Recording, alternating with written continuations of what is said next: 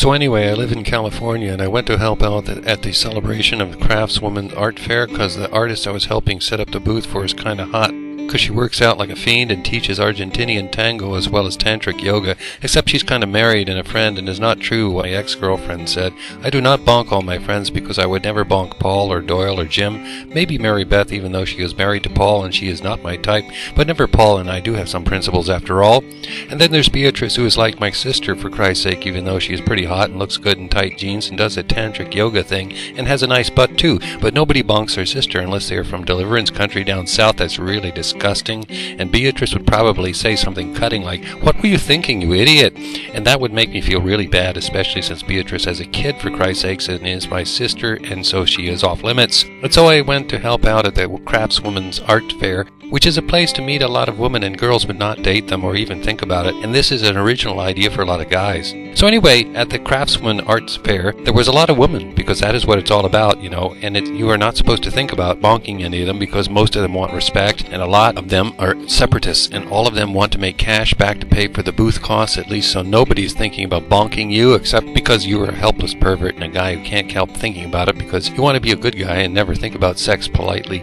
except when ass or prodded, so you come up with something like, "Oh, that is an original idea. Why didn't I not think of that first?" if somebody were ever to introduce the idea, which they do not, of course. And so you try your best to be PC and on your best behavior because those separatists there just might want to separate you from your personal jewels, and that would spoil everyone's fun. So anyway, you go there with the best of intentions to work,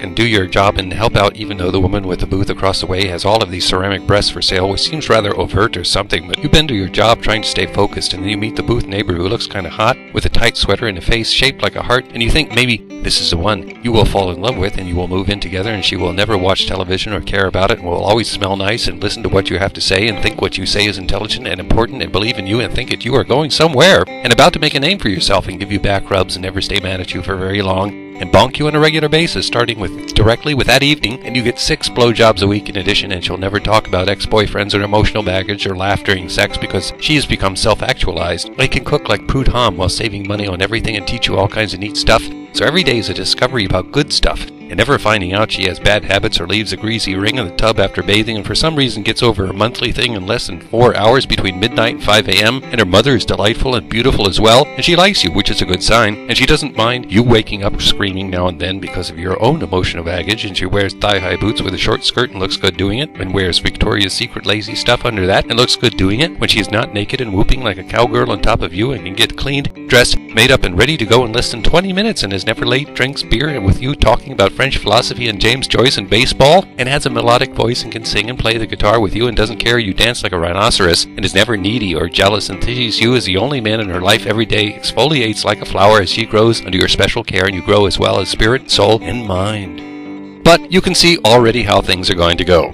It always happens. For someone so perfect you cannot measure up, you are bound to fail as you always have, and it never works out in the end. There was the crazy girl who had separation anxiety who tore up your books and accused you of brutish behavior to all your friends, and the girl who ran over your foot with a car, and the Russian exchange student who pushed you down the stairs with your arms were loaded with things, and the woman who set you on fire, literally, with gasoline, that time which really hurt, and the punk chick with Doc Martens who never liked anything you said, and because of her you got that stupid nose ring piercing and cut your hair that way, and the one who went out with about half the high school football team who gave you something that needed penicillin to fix, and then there were those separatists who very likely have had worst experiences of their own out there, but not from you, although they don't know that. There you are doing this Michael Jackson thing, and the woman is saying, "Are you all right? Are you in pain or something?" But no, you're just trying to hold on to a couple of important things right now, stay focused, and you have never been socially adept, which is something somebody so perfect would probably require at least a little bit. Oh, fuck. So, anyway, you say you're just thinking about your cat, which died, and already in less than 5 or 10 minutes you have told your first lie, because he is not going to die for another 2 weeks or so, which is the beginning of the end already, and one thing leads to another, and pretty soon you'll be hiding bottles of whiskey or vodka in the filing cabinet as everything spins down into anger and recriminations and moving out in a flurry of smashed dishes and yelling, and why go through all that? And so when she asks, where's the best place to get a hot burrito in this town, you point southeast and say the mission is that way, knowing the Craftswoman's Fair has been going on for 35 years or more, and so you go home alone.